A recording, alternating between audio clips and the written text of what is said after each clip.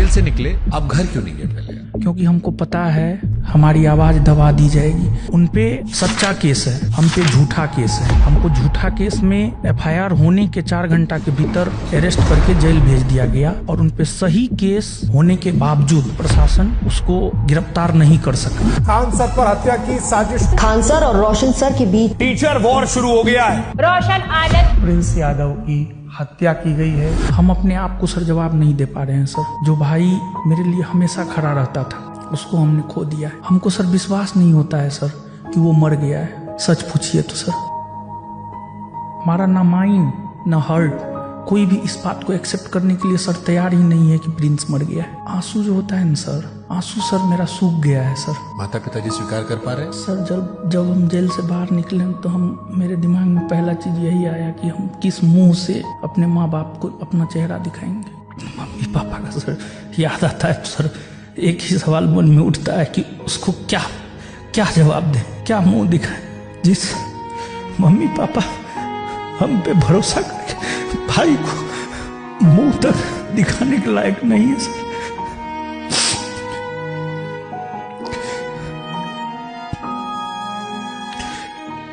Khan sir के ज्यादातर चाहने वालों का यह कहना है कि रोशन आनंद सर जेल इसलिए रह गए क्योंकि उनके ऊपर पहले से कुछ क्रिमिनल केसेस थे। उन्हें जमानत 24 घंटे मिल जाती, उनका जो बैकग्राउंड था उसकी वजह से वो लंबा रह गए। यहाँ पर प्रशासन का फिर से सर दोहरा चरित्र देखिए। जिस आंदोलन में हम गए हैं वो भी गए हैं, लेकिन उनके ऊपर केस नहीं, हमारे ऊपर केस। अगर गोली कांड की बात नहीं आती तो फिर हमारी अरेस्टिंग नहीं होती सर। 13 तारीख को हमारे भाई की मृत्यु हुई। 15 को जब हमारे बेल पर सुनवाई हो रही थी उन्होंने अपने वकील के जरिए पुरजोर विरोध किया। उनका कहना है कि हमारी वजह से ये निकल कर आए हैं बाहर सर, वरना इनके वकील जो थे वो इतने कमजोर थे कि शायद ये कुछ दिन और अंदर नहीं सर। खान सर ने अपने ऑफिसर से भी कहवा दिया था कि उनके भाई की मृत्यु हो गई है, अकस्मात अपोज उस तरह से नहीं कीजिएगा, इसलिए बहुत कम ही अपोज किया गया। आपको जमानत इसलिए भी नहीं मिल रही थी क्योंकि आपके वकील के ऊपर किसी महिला से दुष्कर्म के आरोप लगे थे।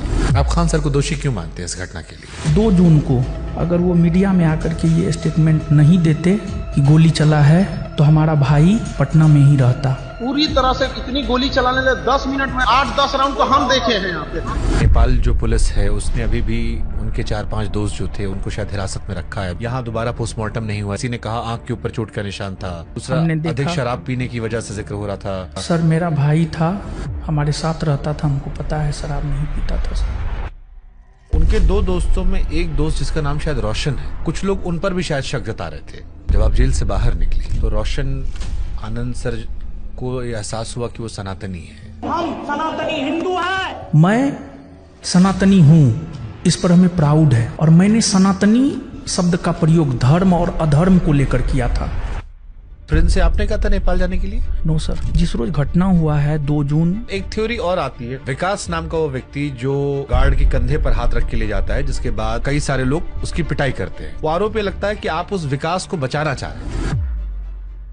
वो कह रहे हैं कि पहली गोलियां आपकी तरफ चलाई गई थी जिसका वीडियो नहीं आया। ये सर गलत है, प्रशासन उसके तरफ था। ये तो पुलिस ने कहा गोली नहीं चलाई गई। फायरिंग करता हुआ कोई अब तक नहीं दिखा है इसमें। तो फिर आप क्यों कहते हो कि पुलिस उनका साथ दे रही है? गोली तो सर चलाया गया है। पहले आपने भी शायद कहा था गोली नहीं चलाई गई। हमारी तरफ से गोली नहीं चला है। फैजल खान ने अपने गार्ड को कहा गोली चलाओ, मर्डर हो जाए, जो हो जाए हम देख लेंगे। क्या वो इतने बेवकूफ होंगे कि मतलब वो हत्या जैसी चीज करवा के अपने आप को जेल में फंसाना चाहेंगे? झूठा केस में हमको जेल में डलवा दिया ना। हम जेल में नहीं होते, हमारा भाई आज हमारे साथ होता। हमको डर है, वो हमको भी सर मरवा सकता है सर। आप डरते हैं खान सर से? जेल जाकर आत्ममंथन तो किया होगा ना कुछ आपने भी? कोई अपना नहीं है, सच में कोई अपना नहीं है सर। यही सच है सर। रणभूमि आपका है, लड़ना आपको पड़ेगा, कष्ट सर आपको सहना पड़ेगा। कहीं लगता है कि ये बहुत छोटा विवाद था, इतना बड़ा क्यों बन गया? इस बात का अफसोस है आपको कहीं? हमको अपने करियर को लेकर के इतना बड़ा कीमत चुकाना पड़ेगा। अगर हमें एहसास भी होता तो मैं इस लाइन में ही सर नहीं आता। हमने तो सब कुछ सर खो दिया है। अगर नेपाल वाली घटना में उनका नाम नहीं आता है और वो मानवीय आधार पर आपसे माफी मांगते हैं कि साथ मिलकर ठीक करते हैं सब कुछ, क्या आप तैयार होंगे? हमारा सब कुछ उजड़ ही गया सर, अब माफी का क्या कोई मतलब नहीं है सर। दुनिया जो भी माने, लेकिन हम इस घटना का दोषी फैजल खान, डॉक्टर रामाशंकर प्रसाद और सावित्री कंप्यूटर के मालिक को मानते हैं सर।